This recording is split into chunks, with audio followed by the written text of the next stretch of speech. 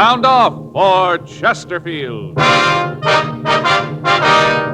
Chesterfield, the only cigarette in America to give you premium quality in both regular and king size, brings you Dragnet.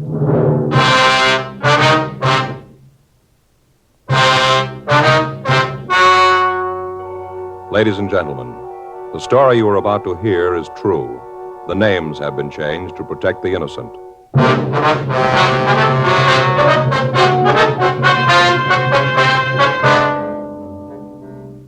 You're a detective sergeant. You're assigned to homicide detail. The body of a dead man has been found in the rear of his shop. He has been brutally beaten to death. The killer is unknown. Your job, find him. Thousands are changing to Chesterfield, both regular and king size, because Chesterfield is the first and only cigarette to give you premium quality in both sizes. That means king-size Chesterfield contains tobaccos of better quality and higher price than any other king-size cigarette. It's the same fine tobacco as in regular Chesterfield.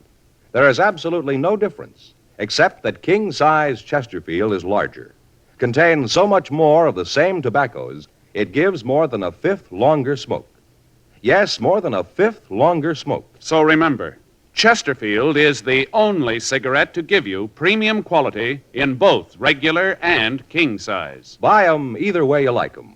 Premium quality Chesterfield, and much milder.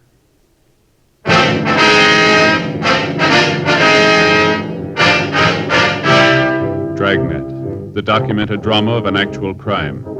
For the next 30 minutes, in cooperation with the Los Angeles Police Department, you will travel step by step on the side of the law through an actual case transcribed from official police files. From beginning to end, from crime to punishment, Dragnet is the story of your police force in action. It was Monday, July 5th. It was hot in Los Angeles. We were working the day watch out of homicide detail. My partner's Frank Smith. The boss is Captain Lorman. My name's Friday. It was 7:58 a.m. when I got to room 42. Homicide. That you, Joe? Yeah. How's it going? Don't ask me. What's the matter? Went to the beach yesterday. Got a sunburn. I could hardly sleep last night. I'm just miserable, Joe. It's going to be a week before I can wear a shirt without feeling I got army blanket on. Well, can't you get something for it? Something to make it feel a little better anyway? Don't bring that up either. What's that? If you've got any homemade remedies for sunburn, keep them to yourself. I've had them for now. Yeah, why? What's the matter? Like I said, we went to the beach yesterday. Beautiful day. They fixed up a lunch, sandwiches, potato salad, deviled eggs, all that stuff. Yeah, I know. We went down to Castle Rock, down the highway. Yeah. Just had a ball. Just great. Kids played in the water, and then when it got dark, we had a few 4th of July things for them. Sparklers, stuff like that. Mm-hmm. I got home, and I started to feel it. What, the sunburn? Yeah. Back feels like it's on fire, Joe. Legs feel like I got them in hot oil. Believe me, it's terrible. Took off my shirt, pants at home, just sitting there in my shorts. I was trying to figure out some way to stop the burning, Yeah. Well, it happened. In comes Armand. Well, that's your brother-in-law, huh? Yeah. He's read in some magazine where tea is the stuff for burns. Right away, he starts brewing tea. Tea? Yeah. Kind you drink? Yeah.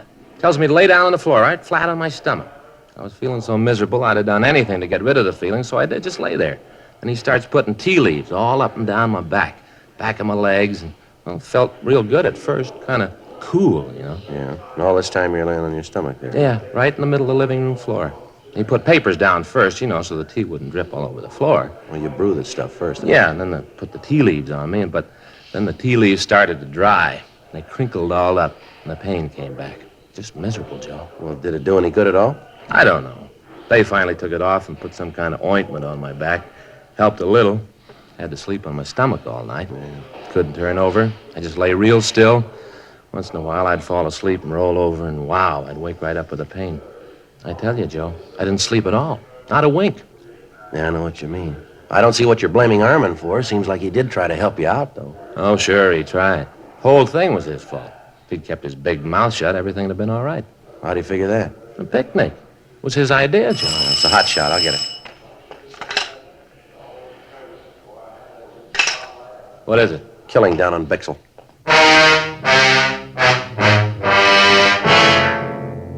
8:14 a.m. We arrived at the address on South Bixel. It was a small neighborhood pawn shop. A radio car had arrived, and the two officers had cleared the crowd away from the entrance of the store. One of the officers showed us through a curtain into the back room. Everything was smashed. Glass cases were demolished. Clothing from the shelves had been torn down and thrown all over the floor. At one side of the room, a closet door was half open, and in the closet was the body of a man. We started to talk with George Armstrong, the victim's partner. Terrible. I don't want to look anymore. I don't want to believe it. Anybody would do this to Mark. Mark, is that your partner's name? Yes, Mark Williams, my friend. We've been together the last 15 years. Knew each other for 10 years before that. I don't want to think about it. Would you like to step out here, sir? Front part of the store. Well, would it be all right? Yes, it'll be fine. I'll call the crime lab, Joe. All right, good. Where's the phone, sir? It's back there on the wall. Thanks. I'd like to ask you some questions, if it'd be all right. Yes? You discovered the body, is that right? Well, yes, this morning when I came in, I opened the store like I always do, about, I think, about 7:45, I guess it was, something like that. I see. I opened the front door like I usually do, and then I came in and put the water on for some tea. You can see there, see that hot plate? Mark and I usually have a cup of tea when he comes in. I see. Well, then I went to the back room to hang up my coat. First, I thought that somebody had tried to rob the place. Way things, were scattered all over. Then I saw Mark laying on the floor, and I called you. They're on the way, Joe. Okay. Did you always open up the store by yourself, Mr. Armstrong? Yes, I don't know how it started, but somewhere along the line, I'd open up the place, and then Mark would clean up the shop and close. It's been that way for years. When did you last see Mr. Williams? That is, when did you see him alive? Saturday night. I left about 5:45. He was closing the place up. I told him that I'd meet him for breakfast Sunday morning. He wasn't there. I tried to call him at home, but there wasn't any answer. His landlady hadn't seen him. Was he married, do you know? No, he wasn't married. Same thing happened to both of us. Neither one of us married. What's that, sir? Well, you see, Mark and I are both in love with the same girl when we were younger. Used to take her to the park in the summer, listen to the band, concerts. Three of us, we used to go every place together. Like I said, both of us were in love with her. Well, things went along just fine for a year or so, and then she got married to someone else. Mark and I were pretty sad about it. Couldn't blame the girl, though. The guy she married was rich. He had a big house. It was a good family. And we didn't have much of anything. No, neither of us married. Just never seemed to find a girl that compared with Kate. Kate? Kate Dillon. She's a lovely girl. This meeting you were going to have yesterday morning, was that a regular thing? Oh, yes, it was. You see, about the only relaxation Mark and I had was bowling on the green. Bowling? Every Sunday that it didn't rain, we'd meet for breakfast and then catch a bus out to Exposition Park. Bowling club out there. Mark and I both belonged. Mark was a sort of local champion. Played a real good game. Well, didn't you think that anything was wrong when he didn't meet you yesterday? Well, yes, I did. I did at first. Then I got to thinking about it, and I figured maybe he wasn't feeling too good. Just didn't want to go out to the club. Yes, sir. He'd get like that, moody. Just for no reason at all. Decided he didn't want to go anyplace at all. Just sit in his room. Almost always came to work, even when he was in the mood. But now and then he'd just sit up there and look out the window. Was there any special reason for all this? No, not that I know of. He just get like that. No special reason. When he did, you just had to sit and let the mood pass. Nothing else to do. I see. Well, did Mr. Williams have any enemies that you'd know of? Anyone at all that might do a thing like this? No, sir. No one. Was he alone when you left him Saturday night? Yes, he was straightening up the shelves, getting the things in order. But he was all by himself. No one was here. Well, have you ever had any trouble with anyone in the neighborhood lately? Somebody who might have been looking for trouble, maybe? Well, Sergeant, most of our customers have trouble. Well, yes, sir, but about how much money was on the premises when you left? Maybe $1,500. Where'd you keep the money? In the safe, right there. You can see for yourself it's all right. Would you mind opening it up just to be sure? Well, if you want me to, but I'm sure everything's okay. If you wouldn't mind, sir. Okay. I know there's nothing wrong here. 43. You can see for yourself that everything's okay, can't you? 16 left. Yes, sir, we just want to be sure. Right to 8. There, you can see it. Is the money kept in that strong box? Yes, sir. Who knew the combination to this safe? I mean, besides you. Just Mark and me. We were the only ones. There, all the money's there. Is there anything else missing from the store? Anything that you can see? Well, Sergeant, look around you. If there was anything, how could I tell? I'd have to take a complete inventory. Well, what difference does it make? How's it going to help Mark? Well, it's pretty important we find out why he was killed the way he was, sir. A beating and all. If you'd look around, you might be able to come up with something. Oh, all right, I'll look around, but I tell you, I don't think there's anything gone. All right, if you just do that, we'll look over the back room for be all right. Pretty bad, huh, Joe? Yeah. Looks like revenge could have been the motive, maybe, from the looks of things here. Yeah, Can't it'd have tell. to be something like that. Terrible beating. The way the place is all smashed up. Yeah. Frank, Yeah? come over here. Yeah? Look here in the closet. You can see it there under the body. Oh, yeah, looks like a hand axe. Yeah, Might have been trying to defend himself, huh? well, maybe. Sergeant, Yes, sir? you were right, absolutely right. What's that, sir? Well, he did steal something. The gun case has been broken into. Yes, sir. Anything missing? A couple of revolvers. 8:32 a.m. The crime lab crew arrived and went over the place. In the back room, under a pile of clothes, they found a 10-inch length of lead pipe. Dean Bergman from Leighton Prints dusted the room, the safe in the store, and the lead pipe. He came up with several clean prints. He rolled the dead man's fingerprints, and then he took Armstrong's. Comparison with those he'd found eliminated all of them except a partial print on the safe. The coroner arrived and removed the body. Frank and I canvassed the neighborhood, but none of the people in the area had noticed anyone suspicious in the last few days. We called the office, and Sergeants Joe LaMonica and Howard Hudson came out to help us in the search of the vicinity. The axe found in the hands of the victim, Mark Williams, had stains on the blade. A closer check of the pawn shop showed that several articles other than the guns had been stolen. George Armstrong gave us a complete list of the missing property along with the serial numbers of the guns. 11:34 a.m. Frank and I checked back into the city hall. Frank, did you get the APBs out? Yeah? Notified the pawn shop detail. Any word from LaMonica and Hudson? No, not yet. At least there's nothing in the book there. I'll get it. Homicide Friday. Oh, yeah, John. Mm-hmm. Yeah. No, we haven't heard from him yet. No. Where? Yeah. Yeah, well, that figures. Uh-huh. Okay, thanks. It's LaMonica. He and Hudson found a blood-stained shirt in an alley behind an apartment house a couple of blocks from the pawn shop. Yeah? Checked the apartment register, and they found a Wallace Holmes listed. Holmes? Yeah, LaMonica knows him. Yeah? Just served 6 months for violation of the Narcotics Act.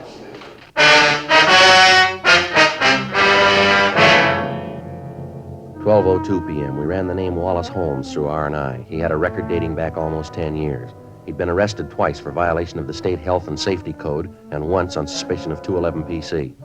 We talked to the neighbors in the apartment building where he lived, but they told us that Holmes had been in bed with a bad cold for the past 3 days. Several of them had taken him food on occasion and stated positively that he could not have left the apartment. Bergman checked his fingerprints against those we'd found at the pawn shop. There was no make. A stakeout was placed on the building. 2:15 p.m.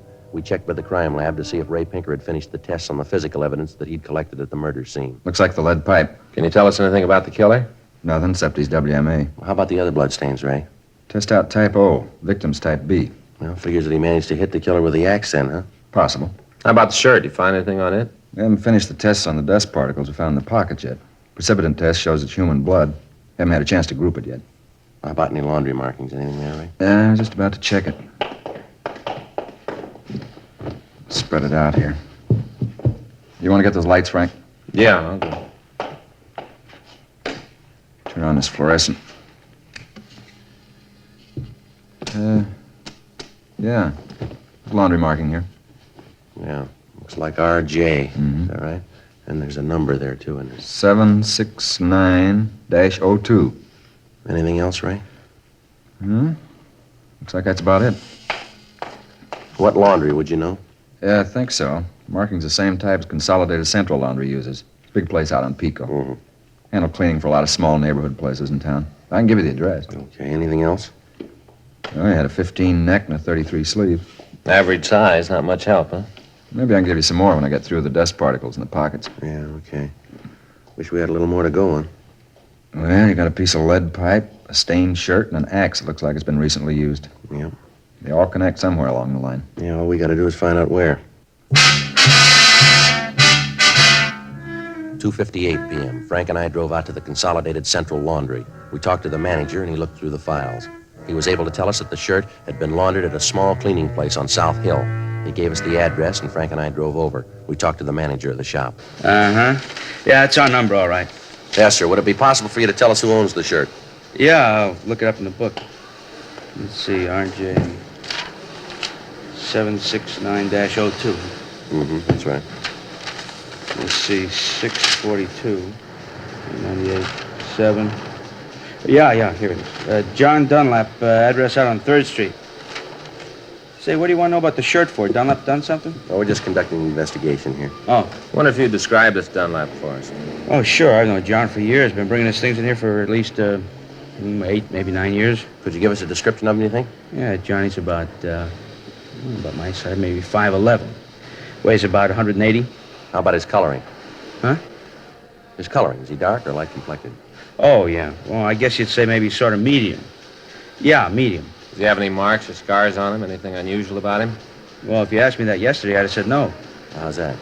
Well, up till this morning. John came in this morning, and there was nothing that made him stand out up till then. He must have had an accident over the weekend, I guess. I don't understand. Came in this morning, his face was all scratched up.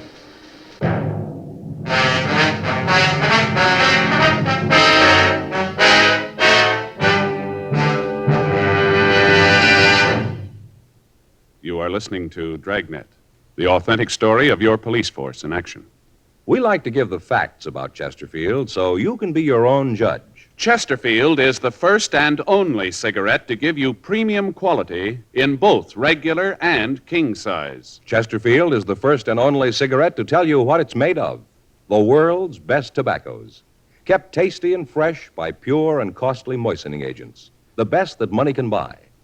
And Chesterfield cigarette paper is of the highest purity. Now, Chesterfield is the first cigarette to present this scientific evidence on the effects of smoking. A medical specialist is making regular bi-monthly examinations of a group of people from various walks of life. 45% of this group have smoked Chesterfield for an average of over 10 years. After 8 months, the medical specialist reports that he observed no adverse effects on the nose, throat, and sinuses of the group from smoking Chesterfield. I'd say that means real mildness.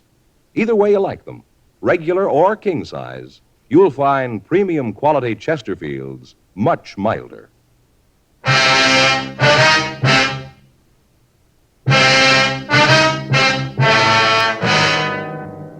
Monday, 5:30 p.m. Frank and I ran the name John Dunlap through R&I. We found no record on anyone answering his description. Meantime, the stakeout on Wallace Holmes' apartment where we'd found the blood-stained shirt continued. Ray Pinker had finished the test on the shirt and found that most of the blood on it was type B. However, there were also small traces of type O. The tests on the dust particles found in the pockets of the shirt netted us nothing. 6:15 p.m. We drove out to the address given us by the cleaning shop.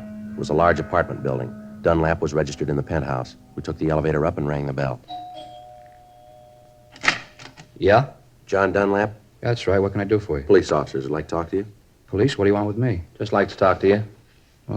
Okay, come on in. You can see you caught me in the shower. This is my partner, Frank Smith. My name's Friday. How do you do? I do, sir. I do. Hey, you mind if I go ahead and get dressed while we talk? I got a date and I don't want to be too late. No, it's all right. Go right ahead. Come on in here. What is it I can do for you, officers? Well, I wonder if you could explain your movement Saturday night. Saturday night? Yes, sir. Well, let's see. I played golf in the morning, got back from the club about 6, I guess. Miserable game, 102, lost $35. Sure was off Saturday. Just a minute, sir. You tell us what clothes you want. We'll get them for you. All right, hand me that shirt there, the blue one, huh? Here you are. Sure, a miserable game Saturday. 3-putted almost every green. Nice-looking shirts, Dunlap. Like 'em? Well, they're nice-looking. Where do you get them? I have 'em made. Can't wear store-made shirts. Neck's too long. Collar doesn't fit right. What'd you do after you got home from the golf club? Took a shower, then went out. Had a date. Lousy game ruined the whole evening. Sir? Well, after that crummy 102, I really played the 19th hole. Got pretty loaded. By the time I got to Alice's, I was in a rare mood. Alice? Yeah, Alice Miller. Anyway, I was about half hour late, and she was fit to be tied. We were supposed to have dinner out in Malibu. Took us about an hour to drive out there, and Alice kept getting mad as we drove. I guess I didn't help things out any. I was in a foul mood and didn't keep it to myself. Yeah? Well, by the time we got there, really going at it, silly thing, no sense to the argument at all, but it just kept building. Either one of you married? Yes, sir. My partner here is. Well, then he knows what I mean. Well, we didn't get down to the beach till about 8:30 or 9. We got out of the car, and Alice said she wanted me to take her back home. I told her we'd just gotten there. She said she didn't care, wanted to go home. Yeah. I told her if she wanted to leave, it was okay with me, and I turned around to walk down to the house. You know, it's pretty dark down there. Uh-huh. Well, I walked right over the embankment. Must have fallen over about 6-7 feet. Didn't hurt myself much, but you can see I scratched up my face. Yeah, we can. Well, the long one, though, I guess it was worth it. How's that? Well, Alice was so scared she ran down to me and the argument was all over. We went on into the house and had dinner. How long were you there? Oh, I guess until, maybe 2:30, 3 in the morning. Got to playing charades. Time just went. You happen to know what blood type you have? What? Your blood type. Do you know what it is? Oh, I think it's A, but I'm not sure, though. Uh-huh. You said you had your shirts made to order, huh? Yeah, that's right. Why? Can you tell us how someone else might have gotten one of your shirts? Wait a minute. I don't think I understand just what's going on. Or what is this all about? You come in here and ask a lot of questions. What's it all for? Just routine. Routine what? It's not routine for me to have policemen come in and ask a lot of questions. Where was I Saturday night? Who makes my shirts? Who might have had them? Come on, what's the pitch? All right. You know a man named Mark Williams? Williams? No, Tom Williams sells insurance. No, Mark Williams. No, I don't think I know him, Mark. Anyway, what's he got to do with this? He was killed Saturday night. You figure maybe I did it? Well, a shirt that belongs to you was found near the scene. My shirt? That's right. Same label. Check the laundry markings in it. Your laundryman said it was your shirt. Said it was your number. You talked to Harry? Yeah, if that's his name, I guess we did. Well, I don't understand it. Hey, wait a minute. Yes, sir? A couple of weeks ago, I gave a half a dozen shirts to the woman who comes in to clean up the place. She might know what happened. Let me call her and find out. I got her number here someplace. Yeah, here it is. If anybody knows, she would. A couple of weeks ago, told her she could have them. I don't know what's the matter with them. Hello? Mrs. Lambert in, please? Yeah, thank you. Hello, Mrs. Lambert. This is John Dunlap. Oh, just fine. And you? That's good. No, I just want to know what you did with those shirts you took a couple of weeks ago. Well, no, Mrs. Lambert, I did give them to you. I just want to know what you did with them. Uh-huh. I see. Well, can you give me the address? Well, just a minute. I'll get a pencil. You have a pencil, officer? Here you are. Thank you. Now, go ahead, Mrs. Lambert. Uh-huh. 47? All right, thank you. No, don't you worry. Everything's all right. Yeah, well, thank you, Mrs. Lambert. Yeah, I'll see you then. Right, goodbye. A real character. Thought I wanted the shirts back. Did she tell you what she did with them? Yeah, said she sold them to a second-hand store down on Bixel.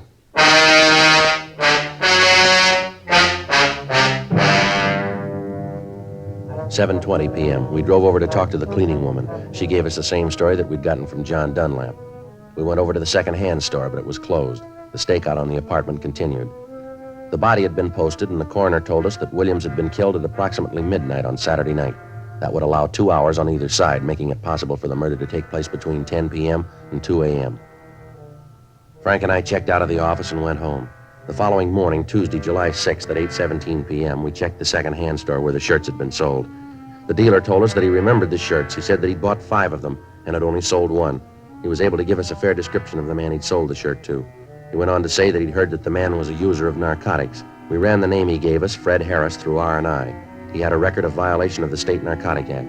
We got out an APB and a local bulletin on him. We called Narcotics Division and notified them that we wanted Harris as a suspect. We checked the address listed on his record, but we found that he'd moved and left no forwarding address. 2 days went by. We ran down all leads, but we were able to come up with nothing new. Thursday, July 8th, 8:30 a.m., Frank and I checked back into the squad room. Well, there's another one that didn't go anyplace. Yeah, well, he's got to be someplace. I get it. Homicide Friday. Oh, yeah, Joe. Mm-hmm. Yeah. Well, how soon will you be here? All right? Okay, right. Anything? Well, Monica and Hudson, they just picked Harris up.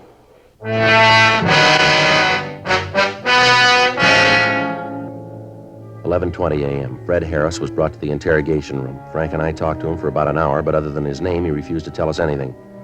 We tried to lead him out. We talked about his family, about sports, food, everything we could think of. None of it worked. Harris remained sullen and uncooperative. 1:46 p.m. How about some lunch, Joe? Yeah, I guess so. Harris?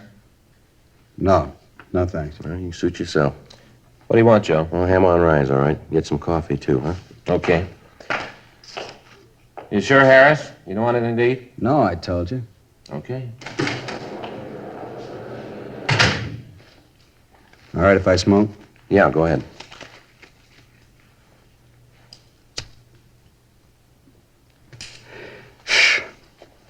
Why don't you want to talk about it, Harris? About what? Why you killed Williams? Who says I did? That's the way it looks. It looks wrong. Well, you figured for yourself, Harris. When you killed the old man, you weren't very careful. You left a couple of prints around the place. Yeah? Shirt you wore, we got that. Found it right where you dropped it. Ran that down, leads right to you. Got the man who sold it to you. Identifies you. Maybe he's wrong. No, you know better than that. When they picked you up, you were carrying some of the things you stole from that pawn shop. You can't account for your time on Saturday night. I told you I didn't do it. I didn't kill the old man. I just don't remember where I was that night. Didn't that happen to you? You go someplace and a couple of days later you can't remember where you were. Doesn't that ever happen to you? Oh, yeah, once in a while. Yeah, you see? How you expect me to remember when you sometimes forget? You a user? What are you asking that for? You got the record. Look it up yourself. Roll up your sleeve. All right. You're a user. You work for a living? Yeah, sometimes. What do you do? Whatever I can. When'd you last work? A couple of weeks ago. You haven't worked since then, huh? No. Where'd you get that stuff they found on you? I don't know. Must have bought it. Any idea where? No. You bought the stuff and you don't know where. That what you want me to believe? Believe what you want. I don't care. Well, here's what I believe. You tell me if I'm wrong. I think you went to the old man's pawn shop about closing time on Saturday night. You had a big yen on and no money to make a connection. You tried to rob the old man. He didn't like it and you killed him. You killed him with that hunk of lead pipe we found, the one with your fingerprints all over it. Then you tried to get the safe open and you couldn't. So you wiped it clean, grabbed what you could carry, and you ran out of the store. A couple of blocks away, you calmed down and took a look at yourself. You threw that shirt in the ash can, then you went up to Wallace Holmes' apartment to try to make a connection, didn't you? He tell you all that? No. Now, come on, how about it?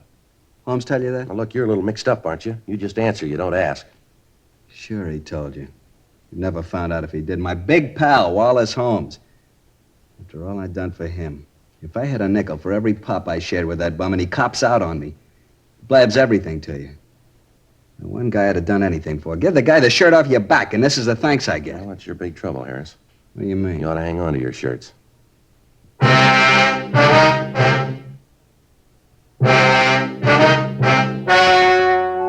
The story you have just heard was true. The names were changed to protect the innocent. On November 15th, trial was held in Department 86, Superior Court of the State of California, in and for the County of Los Angeles. In a moment, the results of that trial. Now, here is our star, Jack Webb. Thank you, George Fenneman. Friends, again this year, Chesterfield has asked me to remind you to see your own neighborhood cigarette dealer first about your Christmas shopping problems. Among many wonderful gift ideas, he's featuring the gift of the year, the Chesterfield Christmas carton. Now, to my way of thinking, it's the ideal gift because Chesterfield is the only premium quality cigarette available to you shoppers in both regular and king size. Either way, regular or king size, they're a wonderful smoke and they make fine Christmas gifts. Get them from your dealer. Premium quality Chesterfields.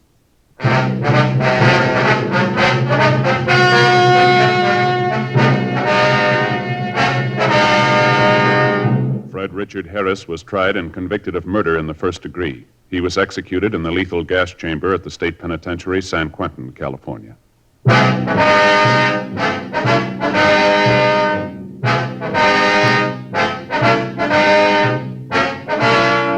You have just heard Dragnet, a series of authentic cases from official files. Technical advice comes from the Office of Chief of Police W.H. Parker, Los Angeles Police Department. Technical advisors, Captain Jack Donahoe, Sergeant Marty Wynn, Sergeant Vance Brasher. Heard tonight were Ben Alexander, Vic Rodman, Olin Soule. Script by John Robinson. Music by Walter Schumann. Hal Gibney speaking. Sound off for Chesterfields. Either way you like them, regular or king size, you'll find premium quality Chesterfields much milder. Chesterfield has brought you Dragnet, transcribed from Los Angeles.